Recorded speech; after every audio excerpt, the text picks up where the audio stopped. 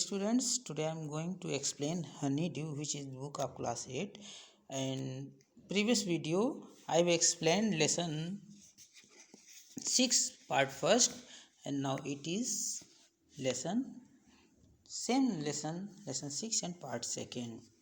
As you have earlier studied that Jody is ready to go to search that fawn. Jody gave himself over the thought of the fawn. Jody was thinking about that fawn. मतलब वह खुद fawn के बारे में सोचता रहा. And they passed the abandoned clearing. और वे abandoned clearing मतलब they passed that पुराने त्यक्त जो इसे कह सकते हैं, मतलब जो पुराने स्थान थे, जो जंगल थे, वो छोड़ते गुजरते हुए चले जा रहे थे. He said cut the north. वह कहा नॉर्थ की तरफ मुड़ो. Millwheel it was up here that Pa got beaten by the snake. और यह वही स्थान था जहाँ पर पा उस स्नेक द्वारा मतलब सांप द्वारा काटे गए थे. एंड किल डो और हिरण को मारे थे. एंड आई सा दी फान और मैं फान को देखा था. Suddenly Jody was unwilling to have Millwheel with him. अचानक जॉडी अनविलिंग मतलब उसका मन नहीं कर रहा था. He was not willing to go with Millwheel. If the fawn was dead, यदि फान मर गया होगा, और कुड नॉट बी फाउंड नहीं पाया गया, he could have to disappointment seen, तो निराशा देखी जा सकती थी. डिसअपॉइंटमेंट मतलब निराशा. And if the fawn was there, अगर फान वहाँ मिल जाएगा, the meeting would be so lovely. Meeting मतलब ये जो सर्च है फान से, तो फान से मिलने की जो बात होगी वह काफ़ी अत्यंत लवली होगी. एंड सो सीक्रेट, और सीक्रेट होगी that he could not endure to share it. Meaning it was so pleasant that there will be not any kind of word to explain that happiness. Meaning Jody wants to search that fawn himself alone without any help of Millville, right? He said it is not far now. अब काफ़ी दूर नहीं, but the scrub is very thick. लेकिन ये जो झाड़ियाँ हैं बहुत काफ़ी थिक हैं, घनी हैं. फॉर ए हार्स, एक घोड़े के लिए. Meaning horse can not pass through this herbs. देखिए now he taking some wits so that Melville may not go there. He want to take credit himself. वो खोजने फान को खोजने की क्रेडिट अपने स्वयं लेना चाहता. I can make it on foot. मैं इसे पैदल चल सकता हूँ. But I am afraid to leave you boy. मिलविल इज सेइंग, लेकिन मैं तुम्हें छोड़ते हुए डर रहा हूँ बच्चे. सपोज यू गॉट लॉस्ट और got bitten by the snake too. कहीं ऐसा ना हो, अगर होता है कि मतलब तुम कहीं खो गए या सांप द्वारा काट लिए गए, तब क्या होगा.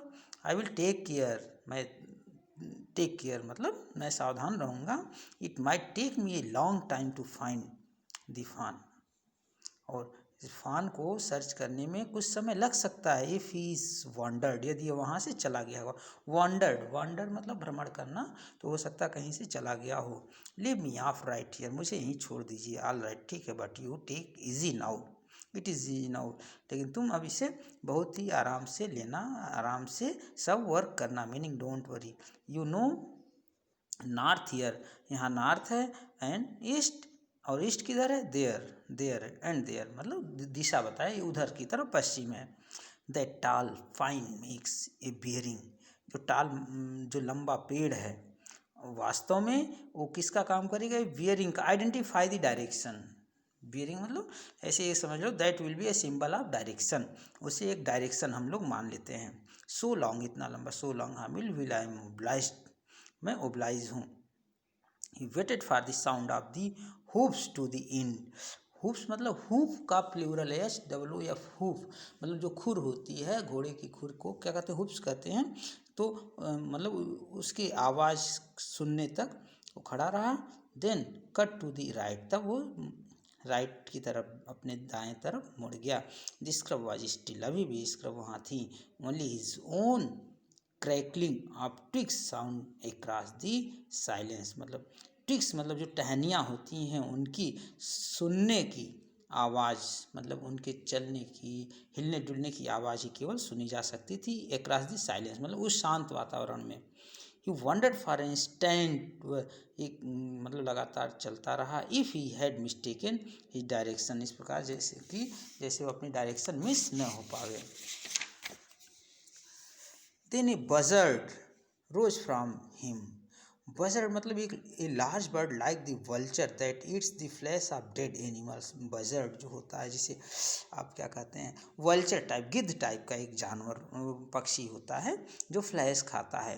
रोज इन फ्रंट ऑफ, इसके सामने उठा। Rise rose risen, second form of the rise, right. Rose मतलब गुलाब वाला, ये रोज नहीं है, ये राइज का सेकेंड फॉर्म है। अचानक एक, जिसे आप बजर्ड मतलब मांसाहारी जो पक्षी है उसे कहा जाता है, जो बाज जिसे कहते हैं, वह उसके सामने से उठा and flapped into the air, और हवा में उड़ता हुआ चला गया। He came into the clearing under the oak, वह ओक ट्री से, ओक का पेड़ जो होता है उस ओक के पेड़ के नीचे से यहाँ आया था। Buzzard set in circle around the carcasses of the doe, buzzards मतलब वो जो बाज पक्षी थे वह एक सर्किल बना करके, घेरा बना करके, केयर केसेज मतलब जो डेड बॉडी थी, अब डो मतलब हिरणी की डेड बॉडी की तरफ घेरा बना करके बैठ गए। They turn their heads on their long scrawny necks and hissed at him, वे अपने सिर को उसके लंबे स्कार्नवी मतलब जो नुकीले नेक गर्दन थी उसकी तरफ कर दिए। एंड हिस्ड एट हिम, और उस पर प्रहार करते रहे। He threw his buff at them, वह उस पर अपना बफ फेंका। He threw his buff at them मतलब बफ अपने पास कुछ ऐसा रक्षा के लिए कुछ कह सकते हैं, कोई ऐसी वस्तु थी जो उसके ऊपर फेंका। And they flu into adjacent tree, और वो पास वाले, एडजेसेंट ट्री मतलब पास वाले पेड़ के पास उड़ गए। The sand showed a large cat prints, but the big cats killed fresh, and they had left the doe to carry on birds. Sand जो बालू थे वो लार्ज कैट प्रिंट मतलब काफ़ी मात्रा में बिल्लियों के निशान को दिखाते थे। But big cats killed the fresh, लेकिन बड़ी बिल्ली ताज़े मांस, big cats killed fresh and मतलब वो जल्दी ही मारी थी। And they had left the doe to the carrion birds, और वो उस कैरी ऑन बर्ड्स के लिए जो मांसाहारी पक्षी थे उनके लिए छोड़ के चले गए थे। He parted the grass at the place, parted मतलब अलग किया, वह ग्रास घास को एक स्थान पर अलग किया। Where he had seen the fawn, जहाँ वो फान को देखा था मतलब वो शिरडी के बच्चे को देखा था। It did not seem possible that it was only yesterday, यह ऐसा नहीं संभव हो रहा था कि मतलब यह कल का ही था। The fawn was not there, फान वहाँ नहीं था। ही सर्किल्ड द क्लियरिंग, वह क्लियरिंग जो मतलब था उसको सर्किल कर दिया, घेरा बना दिया। देयर वाज नो साउंड, वहाँ कोई साउंड नहीं था। नो साइन, कोई निशान नहीं था। द बजार्ड्स क्लैप्ड देयर विंग्स, बजार्ड मतलब जो बाज पक्षी थे अपने पंख को आवाज़ करते हुए impatient to return their business, मतलब आवाज़ करते हुए उड़ रहे थे और अपने बिजनेस के लिए, meaning they were anxious to take that flesh of doe, मतलब उस भेड़ी के मांस को खाने के लिए सब इतने बेचैन थे, इम्पेशेंट थे। He return to the spot where the fawn had emerged and dropped all the fours studying the sand for the small hoof print.